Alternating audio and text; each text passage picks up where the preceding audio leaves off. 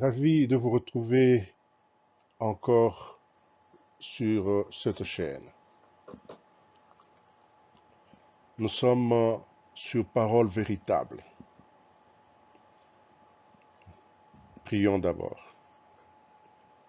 Seigneur Tout-Puissant, te sommes reconnaissants de la vie, le mouvement et l'être que tu nous accordes, de ton amour, combien si grand que tu manifestes à notre égard en cherchant à nous garder dans la bonne alliance, dans de bonnes relations avec toi.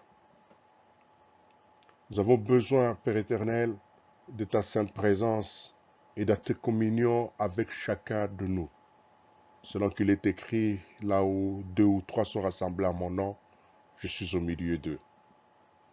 Père, que cette parole soit écrite sur la table de notre esprit, et non pas sur des pierres, et non pas, Seigneur Dieu, dans le livre, qu'il soit transféré dans notre esprit, et nous permettre d'en tirer plus de bénéfices, d'en tirer plus des avantages.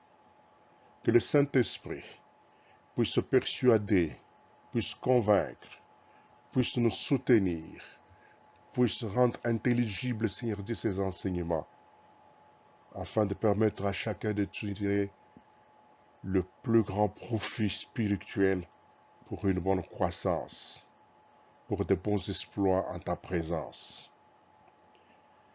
Père, que ton nom soit ainsi béni, parce que l'honneur, la gloire, la puissance et la majesté te reviennent au siècle de siècles. Certains d'entre nous se demandent comment est-ce que nous pouvons avoir facilement accès aux prochaines publications des vidéos. C'est beaucoup plus simple de passer par l'abonnement. Dans cet abonnement, nous avons certains boutons qu'il faut presser et une cloche. Le bouton ici, s'abonner. Vous pouvez vous abonner là-bas, en gauche. Il y a aussi une autre possibilité, c'est de presser le bouton. Ce bouton qui représente une cloche. Une fois fait, vous êtes inscrite et vous pouvez recevoir nos vidéos le plus vite possible que nous le plaçons en ligne. En tout cas, nous vous remercions de cette confiance que vous nous faites, de pouvoir nous retrouver ensemble, partager ces saintes écritures. Que le Seigneur vous bénisse. Nous allons commencer par une longue étude sur les livres de Genèse. Pour cela, nous aimerons circonscrire le préambule pour comprendre ce que nous réserve ce livre. Le livre de Genèse est le fondement de tous les livres contenus dans la Bible. Quand nous disons fondement, c'est-à-dire la fondation. Tout ce qui est fait est construit au-dessus de la Genèse. D'autres l'appellent livre historique, mais nous découvrons pouvoir réellement si c'est seulement un livre historique ou qu'il réserve encore de grands secrets prophétiques. Là, nous découvrons le premier et le deuxième chaos terrestre et la promesse de la restauration. La racine ou la base de prophétie ou le premier prophétie se trouve dans la Genèse. Et qui est le premier prophète? Nous le découvrirons avec le temps. Elle comprend la source du bien. Elle nous trace la source du mal et son expansion sur la terre telle que nous la connaissons aujourd'hui. Ensuite vient la répression du mal dans le présent et le futur, en se basant aussi sur ce qui a été cette répression dans les temps de que la Genèse nous donne, le temps de Noé et les autres temps. La Genèse nous présente la racine des alliances entre Dieu et ses créatures, fondées sur le bien. Et ensuite, nous avons le prototype d'homme agréable à Dieu. Voilà la beauté de ces livres de la Genèse. Dans cette série des études des Saintes Écritures que nous avons ici, c'est dans Genèse, chapitre 1er, verset à 5. Nous allons parcourir ensemble ces 5 premiers versets du premier chapitre de Genèse et voir la profondeur que ceci nous donne pour notre vie présente et future.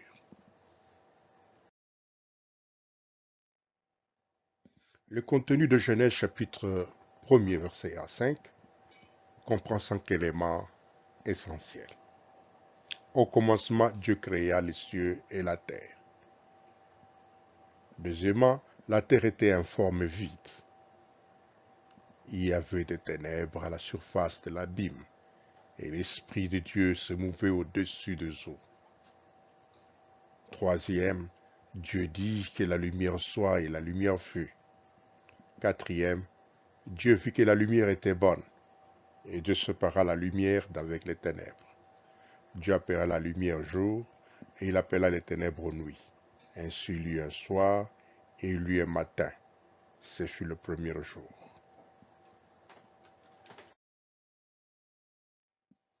Débutons par cet élément.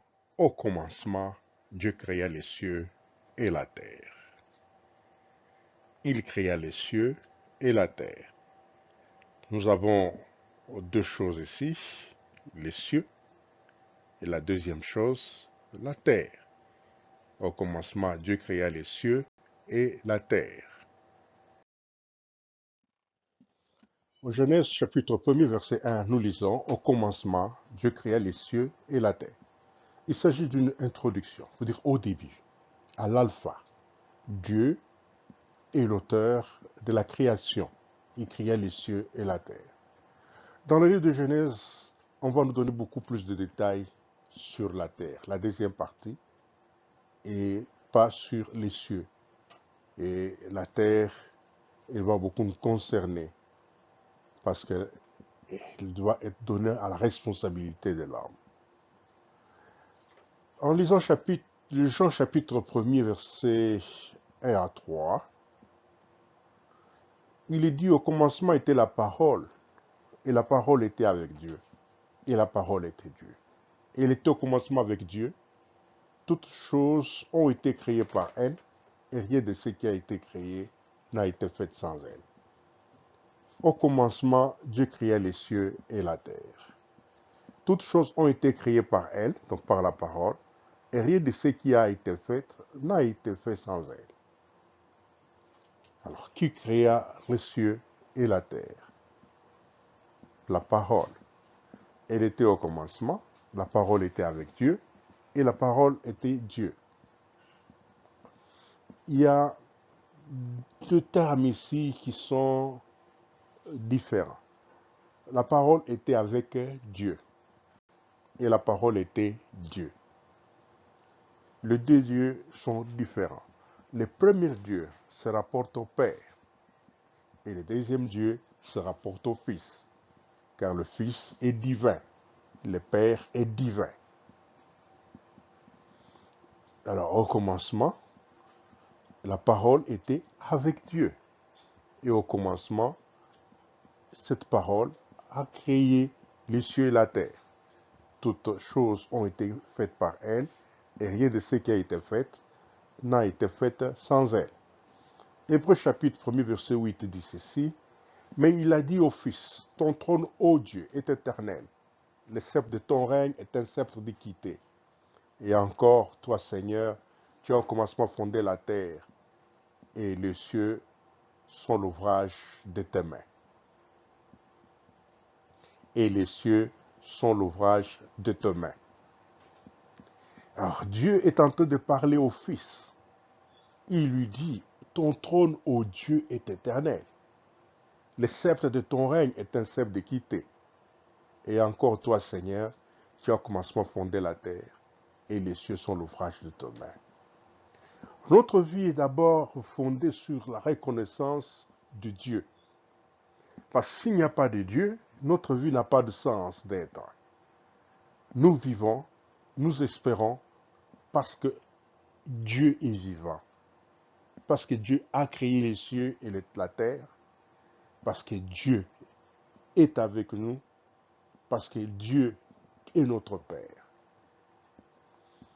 Au commencement était la parole, donc nous pouvons dire au commencement était Jésus-Christ, et Jésus-Christ était avec Dieu, et Jésus-Christ était Dieu. Jésus-Christ était au commencement avec Dieu. Et toutes choses qui ont été faites par Jésus-Christ, et rien de ce qui a été fait n'a été fait sans Jésus-Christ. Voilà comment nous pouvons comprendre dans le livre de Jean chapitre 1er, versets 1 à 3. Tout comme aussi dans l'hébreu, le Père rend témoignage au Fils, il dit au Fils, ton trône, ô Dieu, est éternel, et le sceptre de ton règne est ainsi de quitter. Et encore toi, Seigneur, tu as au commencement fondé la terre. Donc tu as au commencement créé la terre. Et les cieux sont l'œuvrage de tes mains. Et les cieux sont l'œuvre de ta création. Et c'est le Père qui rend témoignage au Fils. Le Dieu que nous servons a un Fils, et ce Fils, c'est Jésus-Christ, en qui nous nous identifions et par qui nous sommes enfants de Dieu, car Jésus-Christ étant notre aîné, étant le premier-né. Sans existence de Dieu, il n'existe pas de foi. Que quelqu'un puisse dire que Dieu n'existe pas, ça ne l'engage que lui-même. Mais nous, pour nous, Dieu existe, il créa les cieux et la terre. Si pour toi tu peux dire ce qu'ils pensent, ça ne les engage que même. Ça, c'est notre foi. Nous respectons la leur et qu'ils respectent aussi la nôtre, où nous disons Dieu est notre Père, qu'il a des fils, nous sommes ses enfants.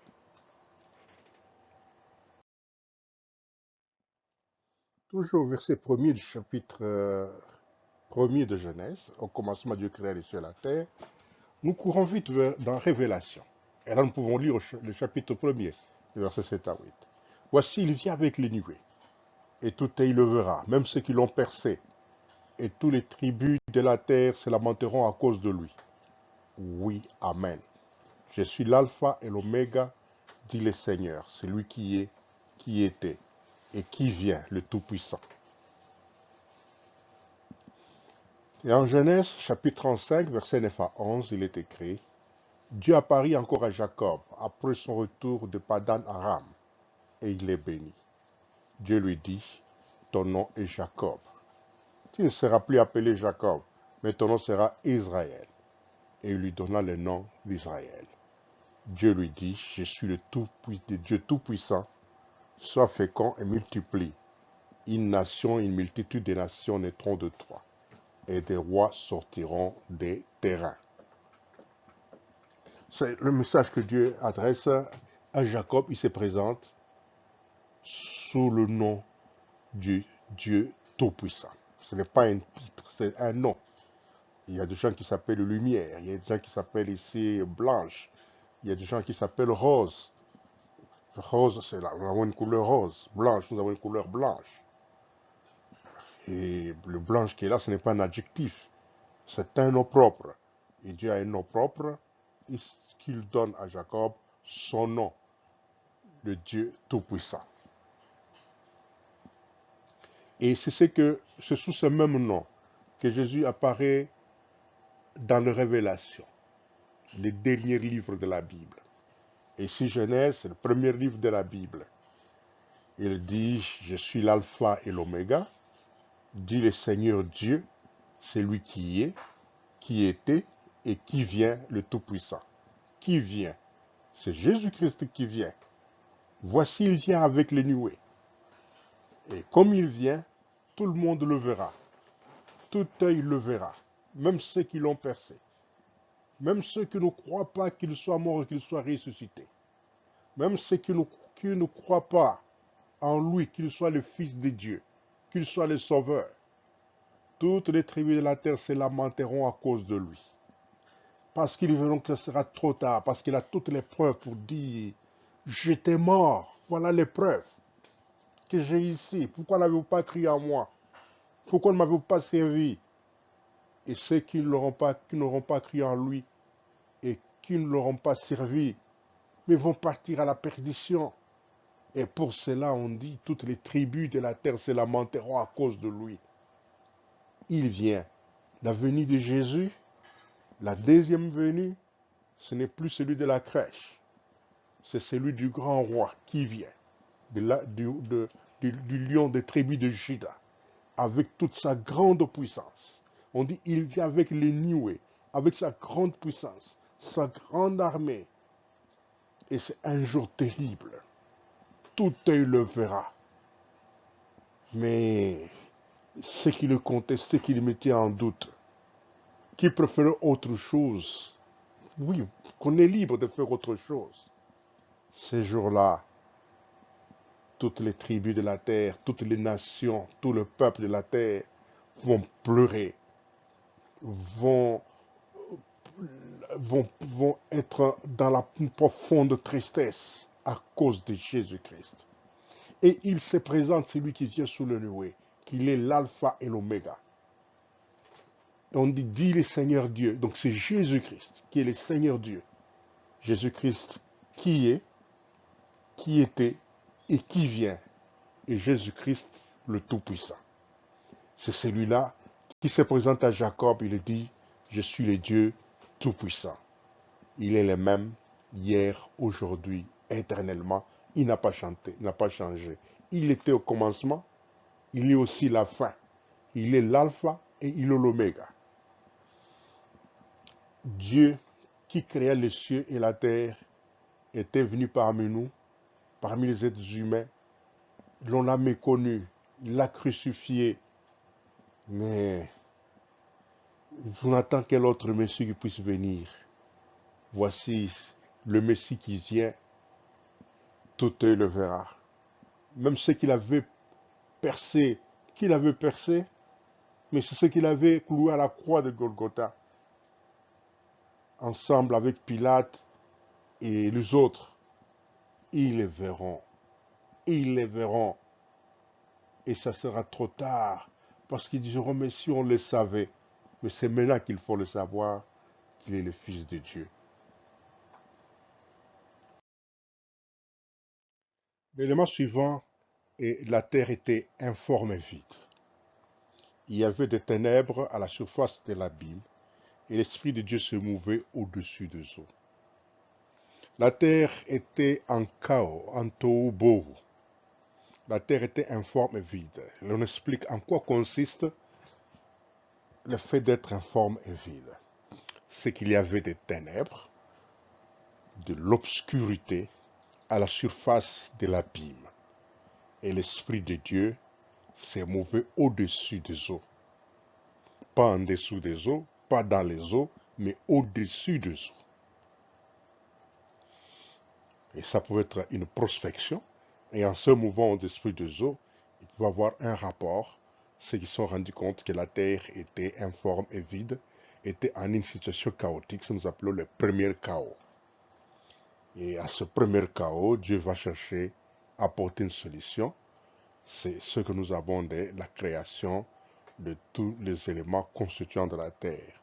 La terre, Dieu l'avait créée, elle existait, elle était informe et vide. Dieu n'a pas créé la terre pendant 7 jours. On ne sait pas quand le temps a pris de cette création de la terre et l'étape suivante de celui de remplir la terre. Parce que la terre ici, elle n'a pas de forme, elle est vide, il faut la combler, il faut lui donner du forme, il faut lui donner de l'esthétique, de la beauté, d'une bonne structure. Et il y a des ténèbres, il faut donner une solution. Faut-il avoir toujours des ténèbres à la suite de l'abîme? Et l'Esprit de Dieu doit toujours continuer à se mouver au-dessus des eaux. Ça, nous allons découvrir dans cette suite.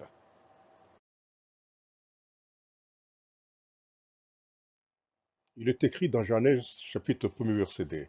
La terre était informe et vide, il y avait des ténèbres à la surface de l'abîme, et l'Esprit de Dieu se mouvait au-dessus des eaux. En Ésaïe chapitre 9 verset 2, il est écrit ceci. Les peuples qui marchaient dans les ténèbres voient une grande lumière. Sur ceux qui habitent le pays de l'ombre de la mort, une lumière resplendit. Et c'est en Jean chapitre 3 verset 19 dit, et ce jugement c'est que la lumière étant venue dans le monde, les hommes ont préféré les ténèbres à la lumière parce que leurs œuvres étaient mauvaises. Beaucoup de éléments que nous avons ici, ils préfigurent un futur. Ce futur, c'est ce présent actuel. Et c'est passé de la mort du Christ et de sa résurrection. En nous montre tout ça fait partie d'une même génération, car nous sommes de la génération de Jésus-Christ. Cette génération qui, dans le calendrier divin, a plus de 20 siècles. Pourquoi pas dire 21 siècles, au-delà. Ce qui est différent des générations dans les calendriers humains. Nous sommes de la génération de Jésus-Christ. Après cette génération, il n'y a plus d'autres générations, c'est la dernière génération. Il y avait des ténèbres à la surface de l'abîme et l'esprit se mouvait au-dessus des eaux. Alors, on nous donne un exemple, on dit, pour tous ceux qui sont des peuples qui vivent dans les péchés, dans l'iniquité, ce sont des peuples qui vivent dans les ténèbres. Et ces peuples qui vivent dans les ténèbres, ils sont en train de voir une grande lumière. Et ce peuple habite les pays de l'ombre de la mort, les ténèbres. Les ténèbres, c'est lié à la mort. Il n'y a pas la vie lorsqu'on a des ténèbres. Il faut qu'il y ait la lumière qui resplendisse pour donner la vie. Il y a de ténèbres à la surface de la terre, ça ne réjouit pas Dieu de voir la lumière à la surface de la terre. Tu as besoin de voir la lumière venir à la surface de la terre. Vois une grande lumière sur ceux qui habitent les pays de l'ombre de la mort. Aujourd'hui, la terre, elle est dans une profonde obscurité. Qu'on ne se trompe pas, quand l'on regarde avec les yeux physiques, chaque matin et après-midi, le soir, nous avons des lumières qui éclairent toutes nos rues, toutes nos avenues. Nous croyons que la terre est éclairée. Spirituellement, la terre n'est pas éclairée. La terre est dans de profondes ténèbres. Des guerres par-ci, par-là. Des haines claniques. Des haines dans les familles. Des haines au niveau intertribal. Nous avons des haines régionales. Nous avons des haines du base des nationalismes. Nous avons des haines basées sur les croyances, des haines basées sur la connaissance, basées sur la race, des haines basées sur les différences de langues. Tout ça, c'est des ténèbres. Le manque d'amour, le manque de pitié, de pardon, de combats multiples pour pouvoir arracher ceci-là à son frère, s'en réjouir, se réjouir du malheur de son frère. Et quand on voit que son frère est heureux, cela provoque de la haine, de la colère. Et ça, ce sont des ténèbres. Les peuples qui marchaient dans les ténèbres, dans tel type de vie, voient une grande lumière. Sur ceux qui habitent les pays de l'ombre de la mort, cette lumière resplendit. Et cette lumière, c'est Jésus-Christ. Il a besoin d'apporter cette lumière dans ces ténèbres, parce que la mort règne. Aujourd'hui, la mort règne sur la terre. Non seulement la mort physique, mais la mort aussi spirituelle. La terre est pleine de cadavres ambulants qui se saluent bonjour, qui se donnent de souhaits, des meilleurs vœux, qui se donnent de souhaits, de succès. Mais au regard de Dieu, ce sont des morts, des gens qui sont dans les ténèbres. Et Dieu regarde, quand il nous voit que nous sommes sous la puissance de la mort, nous sommes réellement sans forme, nous sommes vides. Ça signifie quoi? Qu'il y a des ténèbres à la surface de l'abîme, au fond de nos vies. Mais l'Esprit de Dieu est en train de se mouvoir au-dessus de nous. Il nous observe, il nous voit, il sait que nous sommes dans les ténèbres, dans l'obscurité. Il y a un besoin. Des gens aujourd'hui n'aiment pas la lumière, mais ils aiment les ténèbres, parce qu'ils sont plus à l'aise avec les ténèbres. Dans les ténèbres, la corruption, les gens prospèrent. Dans les mensonges, ils prospèrent. Dans des coups bas, ils prospèrent. Et dans beaucoup de choses similaires de contre-nature, les gens prospèrent, ils sont contents. Et pour cela, ils n'aiment pas Christ, ils n'aiment pas la lumière. Et comme parler de Jésus, ils vous disent, laissez-nous tranquilles de ces Jésus-là. Nous sommes libres. Mais Dieu a créé l'homme libre.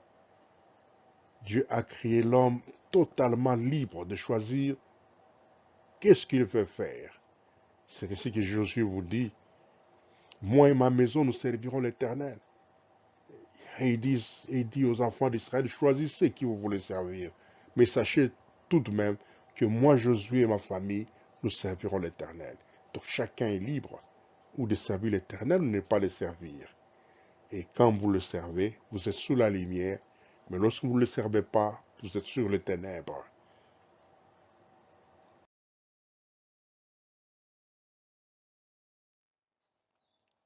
Il y avait des ténèbres à la surface de l'abîme.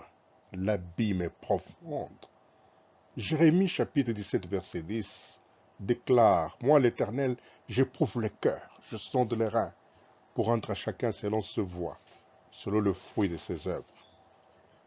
Jean chapitre 14 verset 15 à 17 dit ceci, si vous m'aimez, gardez mes commandements, et moi je prierai le Père, il vous donnera un autre consolateur, afin qu'il demeure éternellement avec vous, l'esprit de vérité que le monde ne peut recevoir, parce qu'il ne le voit point et ne le connaît point, mais vous, vous le connaissez, car il demeure avec vous et il sera en vous. Le cœur de l'homme, c'est un mystère,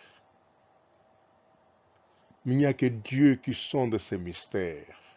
Il y a de profondes ténèbres. C'est difficile de connaître la vérité, de connaître ce qui est dans le cœur de l'homme. Nous pouvons prendre une image de ce qui se passe au procès. Vous trouverez des avocats qui sont en tenue noire, en toge noire, avec une petite bande blanche au niveau du cou. De même, les juges sont dans cette même tenue. Qu'est-ce que cela veut dire? Que les ténèbres sont plus profondes et nous avons une lumière qui est encore la petite, peut-être, qui pourrait nous permettre de comprendre dans l'entièreté. Il faut faire des investigations, utiliser plusieurs moyens, utiliser des technologies sophistiquées pour parvenir à voir la lumière, la vérité dans l'affaire qu'on tente de juger. Et le procès peut prendre 2 ans, 5 ans pour qu'on arrive à la vérité. Et surtout quand le coupable, il vous dit que je ne suis point coupable. Ça devient compliqué, difficile. Mais quand le coupable dit oui, il est vrai que je suis le coupable, ça devient beaucoup plus simple. Alors pour ce qui est du cœur de l'homme, qui est une profondeur de ténèbres, qui est une profondeur de secret, il n'y a que Dieu seul qui peut arriver à détecter, qui peut arriver à identifier le mal qui est dans l'homme. Et lorsqu'il fait ça, il rend chacun selon sa voie, selon le fruit de ses œuvres, lesquelles elles peuvent être bonnes ou mauvaises. Suis-je dans les ténèbres? Suis-je plein de ténèbres? Est-ce que je marche dans les ténèbres? Est-ce que nous marchons dans les ténèbres? Est-ce que nous marchons dans les péchés, dans la corruption, dans l'iniquité, dans les différences? Dans notre vie, nous ne faisons aucun cas de Dieu. Nous mangeons, nous buvons, nous voyageons. Nous ne faisons aucun cas de lui. Et c'est dans cela que nous sommes. Et Jésus veut qu'il y ait des gens qui gardent ses commandements. Car ceux qui gardent ce commandement ne marchent pas dans les ténèbres. Ils ne sont pas dans les ténèbres. Et on dit, l'Esprit de Dieu se mouvait au-dessus des eaux. L'Esprit de Dieu, c'est le Saint-Esprit. Il s'est mouvé au-dessus des eaux. Aujourd'hui, le Saint-Esprit ne veut plus se mouvoir au-dessus des eaux, il veut vivre, être en nous. Ce que Jésus dit, je prierai le Père et il vous donnera un autre consolateur afin qu'il demeure éternellement avec vous. L'Esprit de vérité que le monde ne peut recevoir parce qu'il ne les voit pas et ne les connaît point, mais vous le connaissez car il demeure avec vous et il sera avec vous. Le Saint-Esprit, Jésus-Christ, l'envoie seulement à ceux qui lui appartiennent. Il est venu le jour de la Pentecôte. C'est le jour-là qu'il est venu. Et il reste avec nous jusqu'à ce que Jésus vienne. Car il dit, c'est lui qui nous prépare à cette venue, de celui qui vient sous le nuée, afin que nous soyons dans la joie et l'allégresse de ce jour-là. Mais ceux qui ne sont pas préparés, qui ne les connaissent pas, se lamenteront, seront dans l'amertume, puis ce serait déjà trop tard pour eux. Le Saint-Esprit de vérité, que le monde ne peut recevoir. C'est si quelqu'un arrive et dit, je suis Jésus, je suis le représentant de Jésus, je suis le nouveau Jésus. On a vu beaucoup de Jésus qui sont apparus par-ci, par-là, et déjà les ont même suivis en disant, le Christ est ici. Non, on ne peut plus encore voir le Christ. Il dit, si on vous dit qu'il est ici, n'y allez pas. Pourquoi? Parce qu'il nous a envoyé notre consolateur. Jésus-Christ était le premier consolateur qui est avec nous, qui est mort à la croix, qui nous a révélé que Dieu est notre Père. Et que nous devons prier, demander toutes choses à notre Père en son nom et que nous le recevrons. Parce qu'il veut que notre joie puisse être parfaite. Et en partant, il dit, je demanderai à mon Père de vous envoyer un autre consolateur. Alors s'il envoie un autre consolateur, nous n'avons pas besoin de successeurs humain, parce que le Saint-Esprit est présent. Ce n'est pas parce que nous ne le voyons pas, ce n'est pas parce que les gens ne le voient pas qu'il n'existe pas. Notre esprit existe, et pourtant nous ne le voyons pas. Qui est l'esprit de vérité. Le monde ne peut pas le recevoir, parce que pour le recevoir, il faut recevoir Jésus-Christ. Or, le monde rejette Jésus-Christ. Et le fait de le rejeter, il ne peut pas recevoir le Saint-Esprit, parce qu'il ne le voit point et il ne les connaît même pas. C'est ainsi que chaque fois qu'un problème nous arrive, nous devons avoir à cœur de recourir directement à Dieu que de recourir aux hommes. Les hommes vont venir en deuxième lieu. En premier lieu, Dieu d'abord. Et ensuite, nous viendrons vers nos collègues, nos semblables, pour dire soutenez-moi dans la prière. Le monde ne connaît pas le Saint-Esprit, et pourtant le Saint-Esprit est présent, et il est ici jusqu'à ce jour.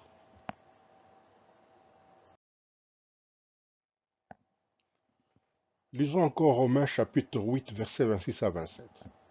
De même aussi l'Esprit nous aide dans notre faiblesse, car nous ne savons pas ce qui nous convient de demander dans nos prières. Mais l'Esprit lui-même intercède par des soupirs inexprimables. Et celui qui sonde les cœurs connaît quelle est la pensée de l'Esprit, parce que c'est selon Dieu qu'il intercède en faveur des saints. L'aide du Saint-Esprit. Je vous enverrai un autre consolateur. Je vous enverrai un autre aide. Il nous aide en quoi?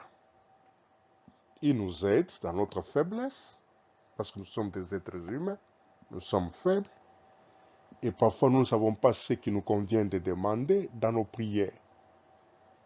Parfois nous demandons des choses qui ne nous sont pas utiles. Il y a les gens qui passent le temps à demander de l'argent, à demander de l'emploi, à demander de secours, mais qui jamais, jamais ils ne prient pour le salut de leur propre âme. Parce que tout ce qu'on demande tourne autour de la terre, autour du Christ. Et lorsque nous prions, Christ est au centre. Et pour arriver à faire ça, nous n'avons que le Saint-Esprit qui puisse nous aider. Parce que lui, il connaît la vérité. Il a l'expérience de la vérité. Il sait ce qui nous convient. Et il nous aide dans nos prières. Et lui, le Saint-Esprit qui est là, il nous aide aussi à une autre chose. Il intercède par des soupirs inexprimables. Aucun être humain ne peut pas prier par des soupirs inexprimables. Seul le Saint-Esprit.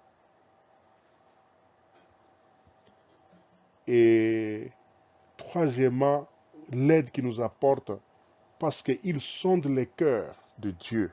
Il connaît quelle est la pensée de Dieu et il met cette pensée en nous. On dit celui qui sonde les cœurs connaît quelle est la pensée de l'Esprit, parce que c'est selon Dieu qu'il intercède en faveur des saints. Et si quelqu'un n'a pas Jésus-Christ, il ne reçoit pas, il ne jouit pas de ses privilèges, il ne les connaît même pas. C'est ce que les gens continuent à aller chercher tel prophète. Non, ne cherchez pas un prophète pour prophétiser sur vous, car le Saint-Esprit lui-même est en vous.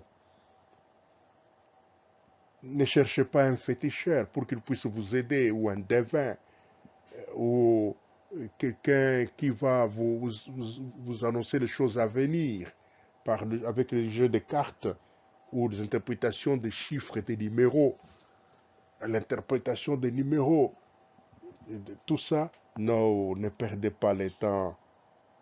Vous êtes privilégiés. Nous sommes privilégiés. Je suis privilégié car le Saint-Esprit opère en moi, il agit en moi. Il n'est pas en train de s'émouvoir au-dessus des eaux. Il est en moi. S'il s'émouvoir au-dessus des eaux, je ne profite de rien. Mais lorsqu'il est en moi, je profite, je suis transformé. Je reçois tout ce dont j'ai besoin et il intercède pour moi. Consultons encore Galates chapitre 5, versets 22 à 23. Mais ce que l'Esprit Saint produit, c'est l'amour, la joie, la paix, la patience, la bienveillance, la bonté, la fidélité, la douceur et la maîtrise de soi.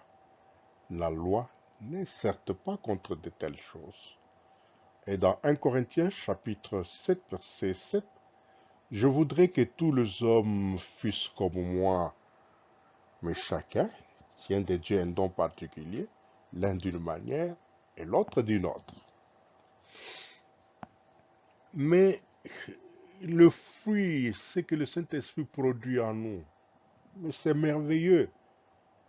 Il produit l'amour. Il produit la joie, la paix, la patience, la bienveillance, la bonté, la fidélité, la douceur et la maîtrise de soi. Il n'y a pas de compétition, il ne produit pas de compétition en nous. Pour que nous soyons les plus forts par rapport aux autres, que nous puissions dominer les autres, que les autres nous soient assujettis, que les autres dépendent de nous. Le Saint-Esprit veut que les hommes deviennent autonomes, qu'ils deviennent responsables, pleins d'amour. Dieu est amour, plein de joie, même dans la souffrance, dans la douleur, dans la peine, même dans les épreuves. Il y a la joie, il y a la paix. Il dit, je vous donne ma paix, non pas comme le monde la donne. Recevez ma paix.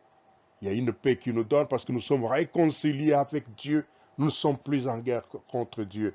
Et quiconque n'est pas réconcilié avec Dieu, qui vit dans les ténèbres, dans le péché, il est en guerre contre Dieu, il a besoin de réconciliation avec Dieu.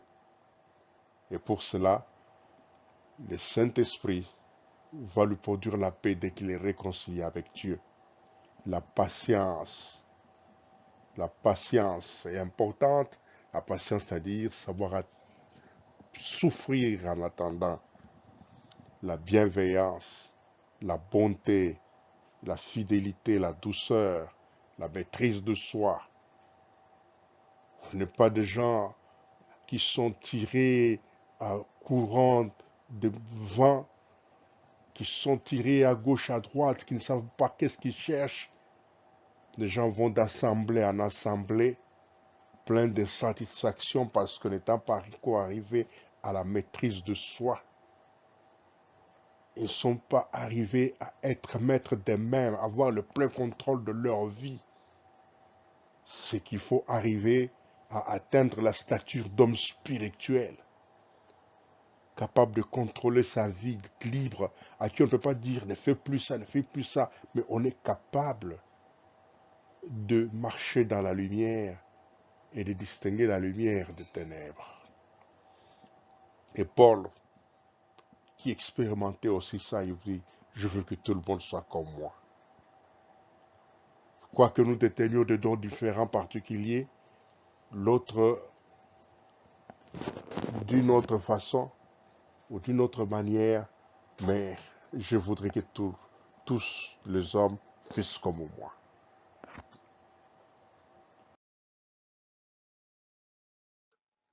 Nous continuons encore toujours avec Éphésiens, chapitre 4, verset 11. On dit le Saint-Esprit a donné les uns comme apôtres, les autres comme prophètes, les autres comme évangélistes, les autres comme pasteurs et docteurs. À 1 Corinthiens 12, 11, on dit un seul et même esprit opère toutes ces choses, les distribuant à chacun en particulier comme il le veut.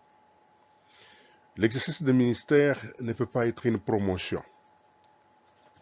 Comme dans une compagnie, vous commencez par un poste de bas niveau et l'on augmente jusqu'à ce qu'on devienne PDG ou qu'on devienne directeur. Là, on parle de succession de chef de bureau, de chef de division, de chef de service, de directeur. Non, ce n'est pas ça. Quelqu'un qui est appelé évangéliste, il reste toute sa vie évangéliste. Il ne peut pas devenir un jour pasteur. Devenir pasteur, cela veut dire que le Saint-Esprit s'est trompé. Le Saint-Esprit savait qu'il allait être pasteur, mais il a commis une erreur, l'a fait évangéliste, et puis pasteur, ou encore, il devient apôtre, bishop, archibishop. L'évangéliste doit rester à sa place. L'apôtre Paul, Dieu le choisit comme apôtre. Et il dit, il est apôtre. Il n'aura pas de promotion pour devenir après un archiapôtre ou archibishop. Il reste apôtre. Il y a quelque chose que nous pouvons d'abord souligner pour ce qui est de certaines confusions qui se font au sujet du poste d'apôtre. L'apôtre Paul, nous le savons, partout dans ses missions il passait, il établissait des églises et installait des anciens et des diacres. Ce n'était pas la même chose avec les apôtres Paul, l'apôtre Pierre à Jérusalem et Jean. À Jérusalem, Jean et Pierre, nous trouvons que l'Église les envoyait parfois pour aller soutenir le travail des évangélistes. Ce qu'ils faisaient, ils venaient soutenir. Ce n'est pas eux qui commençaient, mais des évangélistes qui étaient sur le terrain et partaient soutenir. Chez Paul qui travaillait, et ce n'était pas les évangélistes, mais c'est Paul lui-même qui travaillait en tant qu'apôtre. C'est que nous ne pouvons pas généraliser des cas de Paul à tout l'ensemble de l'Église ou les cas de l'Église de Jérusalem à tout l'ensemble de l'Église, mais c'est de savoir que lorsque quelqu'un est appelé apôtre, il reste à vie parce que c'est pour cela que Dieu l'a destiné à vivre sur cette terre et à le servir en tant qu'apôtre. Et d'autres servent Dieu en tant que prophète. Nous avons deux types de prophètes. Il y a des prophètes de Baal et des prophètes de Dieu. Les prophètes de Baal peuvent aussi prophétiser des choses qui s'accomplissent exactement comme les prophètes de Dieu le font, avec exactitude. Et ça, nous ne pouvons pas les dénier. Ce n'est pas parce que quelqu'un a prophétisé et que sa prophétie a réussi qu'il est prophète de Dieu et qu'il est absolument prophète de Dieu. Nous avons ce prophète de Dieu. Il prophétise selon que le Saint-Esprit leur communique la pensée de Dieu. Un homme ne peut pas imposer à Dieu de communiquer sa pensée puisqu'il ne sonne pas son cœur. Le cœur de Dieu, c'est le Saint-Esprit qui sonne le cœur de Dieu et qui nous dit ce qu'il faut communiquer. Il y en a qui pour prophétiser, ils doivent invoquer les morts, comme le cas de la femme qui a invoqué l'esprit de mort pour avoir une prophétie en faveur du roi Saül. Il y en a qui vont aller tomber en transe pour être en contact avec des esprits qui vont leur révéler des choses à venir, ce qui ne provient pas du Saint-Esprit. Il y en a qui mettent des tapis, quelqu'un s'assoit sur les tapis et en temps sur ces tapis, il commence à prophétiser. Et d'autres, il faudra qu'on puisse mettre certains types de chansons. Et quand ils chantent ces chansons-là, alors ils entrent dans l'inspiration, ils commencent à prophétiser. Il y en a encore qui prophétisent en ayant des vidéos ou de télévision prophétique, en train d'observer des images sur télévision prophétique, une télévision invisible prophétique, où il voit les événements se passer et il parle aux gens. Ça ne vient pas de Dieu. de l'Apocalypse ou de la Genèse à l'Apocalypse, vous ne trouverez aucun prophète de Dieu qui a fait ce travail en se basant sur le fait de s'asseoir sur un tissu et d'avoir une télévision ou une vidéo prophétique pour pouvoir annoncer les choses à venir. Et par là, nous devons distinguer ceux qui sont des prophètes de Dieu ou pas. Il y a beaucoup de multitudes de prophètes à ce jour. Il faut être prudent et invoquer l'Éternel et dire de vous expliciter si cette personne est de la lumière ou du ténèbre, parce que Dieu a séparé la lumière d'avec les ténèbres. Est-ce son prophète ou le prophète de l'autre camp adverse?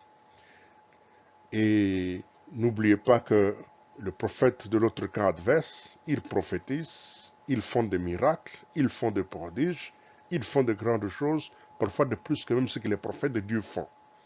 Et si quelqu'un est prophète, il n'a pas la destinée de pasteur, qu'il exerce son ministère de prophète et non pas le ministère de pasteur. Car un autre pasteur, ça c'est de l'embouteillage, ça c'est apporter de la confusion dans la construction du corps du Christ. D'autres sont établis pasteurs, et dans cette catégorie de pasteurs, vous avez les anciens de l'Église. Ils ont comme rôle de paître les brebis. Paul dit ceci, plutôt Pierre dit ceci, nous allons vaquer à la prière et à la parole. Choisissez les diacres. Les diacres vont s'occuper de l'administration, vont s'occuper du problème social du peuple de Dieu, mais ils vont s'occuper de ce qui est spirituel. Et chaque fois, Pierre dit, à moi ancien comme vous, ou encore l'apôtre Jean, à moi ancien. Donc les anciens, ce sont des pasteurs. Les pasteurs sont des gens qui font paître. Il n'y a pas de pasteur sans brebis. Ils font paître les brebis. Et les brebis que les pasteurs font paître appartiennent à un maître. Ils sont des travailleurs. Les pasteurs brebis, à regarder dans plusieurs endroits, il y a des levages des troupeaux. Il y a des travailleurs qui sont là, ce sont des pasteurs qui sont des pères des brebis, mais ils ne sont pas les chefs des brebis. Les chefs des brebis, c'est les maîtres. Et les maîtres, c'est Jésus-Christ.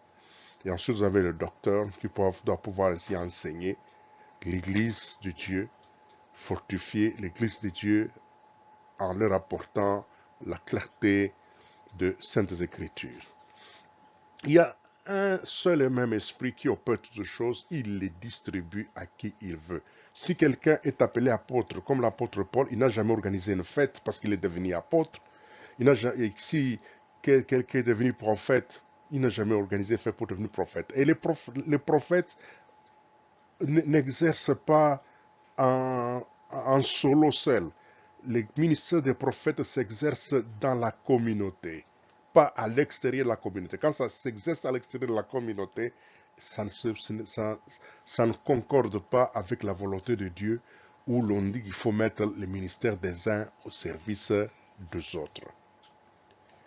Et l'esprit et l'épouse disent viens, et celui qui entend dit viens, et que celui qui a soif vienne, que celui qui veut prendre de l'eau de la vie gratuitement.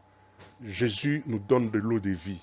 Si quelqu'un ne veut pas boire à cette eau aujourd'hui, il va rester assoiffé toute sa vie, comme ce mauvais riche qui se jouissait de sa vie sur la terre, qui était très heureux de manger sur la terre, de boire du vin, de boire de liqueur, de whisky, et de boire de jus de bonne qualité, et l'autre manger de ce qui est tombé de la table. Mais à sa mort, il était assoiffé, et il demanda à Abraham s'il pouvait envoyer Lazare, lui faire tomber d'un fils qu'il ne goûte pas un verre d'eau, une goutte d'eau sur sa gorge. Les gens qui meurent sans Christ, sans Dieu, ils sont dans la souffrance atroce, ils sont dans une souffrance qu'on ne sait pas mesurer. Pour ne pas subir ces choses, Dieu nous a envoyé son Fils pour nous aider, nous sauver de cet amalgame. Et Lazare, le pauvre, lui était heureux dans le sein d'Abraham. Là-bas, les gens n'ont pas soif, parce qu'ils sont déjà rassasiés de Jésus-Christ qui est l'eau de vie. Et Jésus dit à la femme samaritaine, l'eau que moi je donne, si quelqu'un la boit, il n'en aura jamais soif. Et si vous prenez Jésus-Christ dans toute votre vie, après votre mort, vous n'aurez jamais soif. Mais ceux qui ne le prennent pas vont souffrir de soif éternelle, de souffrances éternelles, d'une faim éternelle. Aujourd'hui, l'occasion est donnée de se servir. L'occasion est donnée de tirer les bénéfices. Nous vous apportons un avertissement. Et cet avertissement est donné par notre Seigneur Jésus-Christ dans Matthieu chapitre 24, versets 22 à 24. Il dit, « Et si ces jours n'étaient abrégés, personne ne serait sauvé. Mais à cause des élus, ces jours seront abrégés. Si quelqu'un vous dit alors, le Christ est ici, ou il est là, ne le croyez pas, car il s'élèvera de faux Christ et de faux prophètes. Ils feront des grands prodiges et des miracles au point de séduire, s'il était possible, même les élus. » Le Saint-Esprit est en train de travailler et les moments sont très très difficiles parce que la terre est sous le profondes ténèbres. Et ces profondes ténèbres se voient par ce que nous appelons de faux Christ, de faux miracles. Nous appelons de fake miracles, de fake Christ, de fake prophètes. Et vous avez toute une multitude de gens qui prophétisent. Ce n'est pas parce que quelqu'un prophétise une chose que ça arrive qu'il est réellement authentique, qu'il vient de Dieu. Il y a des prophètes du diable qui prophétisent aussi des choses qui s'accomplissent avec exactitude. Et nous ne reconnaîtrons pas directement un prophète parce que ce qu'il dit se passe. Il y a des prophètes, des faux prophètes qui vous annoncent des choses, qui reçoivent des informations des démons et qui vous parlent de choses qui vont arriver dans votre vie avec exactitude. Mais nous ne sommes pas de ceux qui vont aller chercher des représentants du Christ, de faux Christ, de faux prophètes, de faux apôtres, de faux bishops, de faux archbishops, pour aller le suivre. Non. Aujourd'hui, pour qu'un serviteur de Dieu puisse être considéré des puissants, il faut qu'il puisse faire des miracles dans son ministère, des prodiges. Faites attention. C'est par ces miracles, ces prodiges, que beaucoup sont séduits. Beaucoup sont séduits et ils perdent leur vie. Et le temps que la terre devait faire ne le fera plus. Le Seigneur a abrégé afin de sauver ceux qui lui appartiennent, afin de protéger ses enfants de la séduction qui vient. Parce que cette séduction est capable même de faire tomber les enfants de Dieu, les élus de Dieu. C'est terrible. Et celui qui fait ça a une expérience de faux, de faux, de faux. De génération en génération, il est fait, il est expérimenté. Et Jésus nous dit, ces jours seront abrégés. Avant de prier ensemble, lisons Romains chapitre 10, versets 12 à 13. Il n'y a aucune différence, en effet, entre les Juifs et les Grecs, puisqu'ils sont tous un même, ils ont tous un même Seigneur, qui est riche pour tous ceux qui l'invoquent. Car quiconque invoquera le nom du Seigneur sera sauvé. Alors, il n'y a plus de considération entre Dieu, devant Dieu, entre les intellectuels et les analphabètes, entre ce qu'on appelle les laïcs et les religieux, ceux qui ont la connaissance ou ceux qui n'en ont pas. Donc, vous voyez, les apôtres disaient les gens sans connaissance, donc des laïcs. Et les juifs, parce que vous avez les sacrificateurs qui étaient là, qui avaient beaucoup de connaissances, ils se moquaient d'eux en disant des gens sans connaissance, les gens du peuple. Les gens du peuple, c'est quoi? Les laïcs. Dieu n'a pas besoin d'avoir des laïcs, des gens qu'on appelle les gens du peuple. Dieu a besoin d'avoir des gens qui lui appartiennent. Un royaume et des sacrificateurs pour lui. Tous à son service. Tous à son service. Tous sacrificateurs. Pas des gens du peuple. Alors Dieu ne fait aucune différence. Qu'on pourrait dire parce que si je vais bénir les peuples de tel pays, Dieu me bénira. Non. C'est pas parce que tu as béni le peuple de tel pays, c'est parce que tu bénis ton prochain. Le peuple de ce pays-là fait partie de tes prochains. Comme tes prochains aussi immédiats qui sont à côté avec vous. Rends ce service à ce prochain. Rendons ce service à ses prochains et nous allons être bénis. Il n'y a ni grec ni juif devant sa face parce que Dieu appartient à nous tous. Dieu dit quiconque l'invoquera, pauvre ou riche, instruit ou analphabète, quiconque le sauvera, qui l'invoquera sera sauvé. Nous allons invoquer le Seigneur pour notre salut. Pas celui qui dit, si nous invoquons le nom du Seigneur, il nous sera sauvé. Prions. Seigneur Dieu Tout-Puissant, nous te remercions pour cette parole vivante. Toi, dont les ténèbres et les chaos de la terre n'avaient pas plu, et tu avais préféré mettre de l'ordre en amenant la lumière, en séparant la lumière d'avec les ténèbres, tes enfants et ceux qui ne le sont pas, ceux qui sont de ton royaume. Et c'est toi notre Dieu qui amène le peuple du royaume des ténèbres vers le royaume des lumières de notre Seigneur Jésus-Christ. Fasse-nous grâce maintenant, Père, de nous transporter de ce royaume des ténèbres vers le royaume des lumières, afin que nous appartenions à Jésus.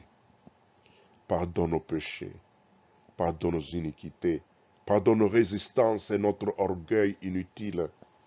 Pardonne, Père éternel, notre amour pour les plaisirs de ces siècles, que pour tes plaisirs de ta parole, pour le plaisir du Christ. Ô Père, nous ne voulons plus revenir à nos anciens péchés, à notre vaine manière de vivre que nous avons hérité de nos traditions, de notre culture, de notre société, de nos parents, de nos ancêtres. Nous voulons vivre en nouveauté de vie, dans cette vie que toi tu nous donnes. Nous voulons nous engager à toi pour toute notre vie et dans l'éternité d'être à ton service. Pardonne nos péchés, reçois-nous à ta présence. Reçois-nous à ta présence et fais de nous ton peuple. Fais de nous tes enfants. Dans le nom de Jésus-Christ. Amen.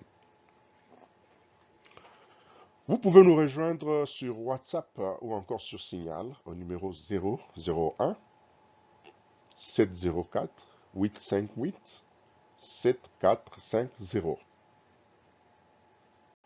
C'est plus facile si vous êtes sur WhatsApp et Signal à partir de 001 704 858 7450.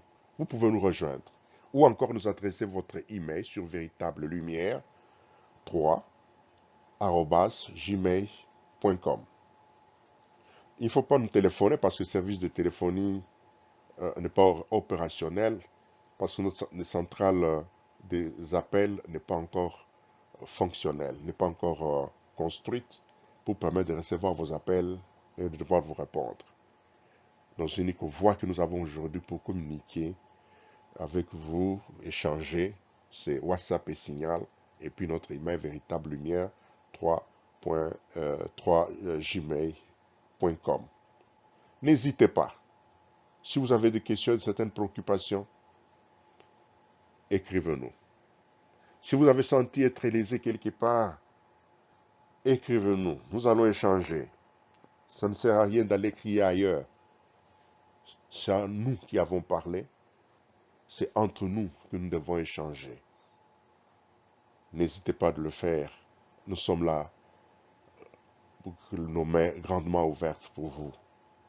Notre objectif, ce n'est pas de construire une église dénominationnelle ou non dénominationnelle.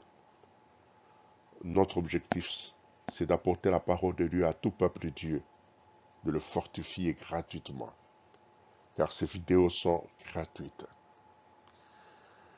Et si une église qui craint le Seigneur en a besoin, il peut échanger avec nous, nous pouvons les aider, le soutenir dans leur ministère.